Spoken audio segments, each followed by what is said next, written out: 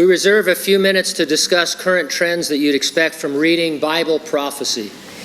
We are futurists. We interpret all unfulfilled prophetic passages as future events that will occur in a literal, physical, apocalyptic, and global context. In his prophetic sermon we called the Olivet Discourse, Jesus said the end times would be like it was in the days of Noah. He specifically referenced strange marriages in the days of Noah. In Genesis chapter 6, we're told that fallen angels were marrying and mating human women. Their offspring are called Nephilim. They were a race of giants. This is not on the fringe. Francis Schaeffer, noted theologian, philosopher, and Christian thinker, has written, "More and more we are finding that mythology in general, though greatly contorted, very often has some historical basis." And the interesting thing is that one myth that one finds over and over again in many parts of the world is that somewhere a long time ago, supernatural beings had sexual intercourse with natural women and produced a special breed of creature. Fallen angels were attempting to corrupt and destroy the human race by altering its essential DNA. Noah is described as a just man, perfect in all his generations. Now, this word perfect doesn't mean sinless, because no one is sinless. It has to do with health and physical condition. And from this we infer that Noah was chosen to carry on and restart humanity after the flood because his genetic bloodline and ancestry were still 100% human. We expect a trend towards altering DNA, and we see it as we search the news. We've reported on human gene editing many times before. A recent article was titled, "Human Experimentation and Gene Editing Inside China's Race to Create Genetically Modified Soldiers." John Ratcliffe, the head of America's intelligence community, is quoted, "China has even conducted human testing on members of the People's Liberation Army in hope of developing soldiers with biologically enhanced capabilities." There's another aspect of this corruption that we rarely mention, perhaps because it's even stranger. In the Genesis account, we read that God looked upon the earth, and indeed it was corrupt. All flesh had corrupted their way on the earth. All flesh would extend to animals. The DNA of animal species was corrupt as well.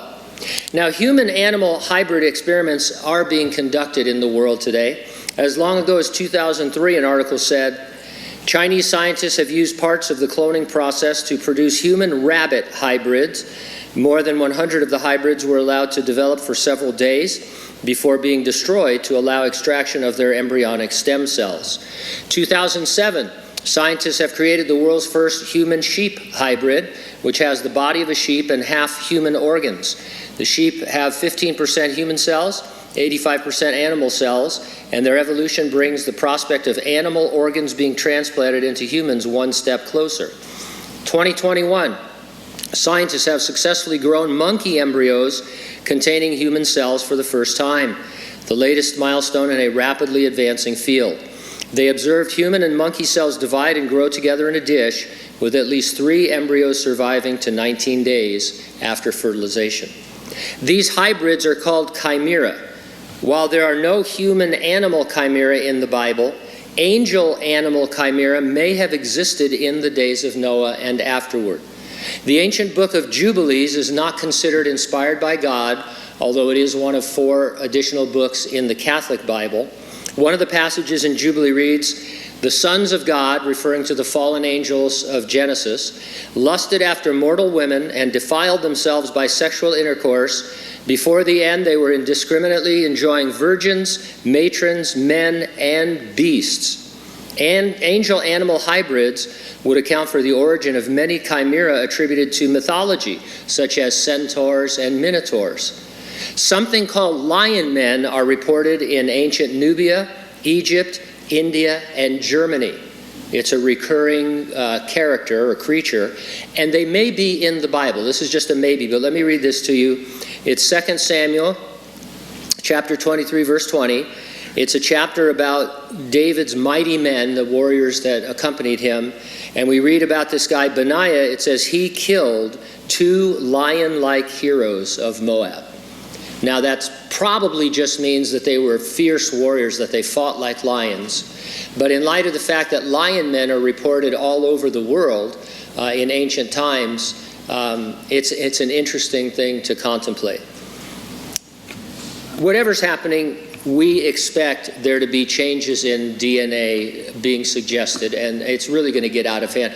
Every article ends with a talk about the ethics involved, and nobody knows what's ethical and what's unethical about messing with human DNA and messing with animal DNA, because we all want the organs that could be produced, because there's a big move to live forever, and that would be a big part of it. But it's what we expect as futurists, and we see it happening. We believe the resurrection and the rapture of the church are imminent.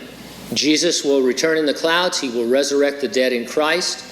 Those of us who are alive and remain will be changed, and given our glorified bodies, will be caught up to heaven to be with the Lord.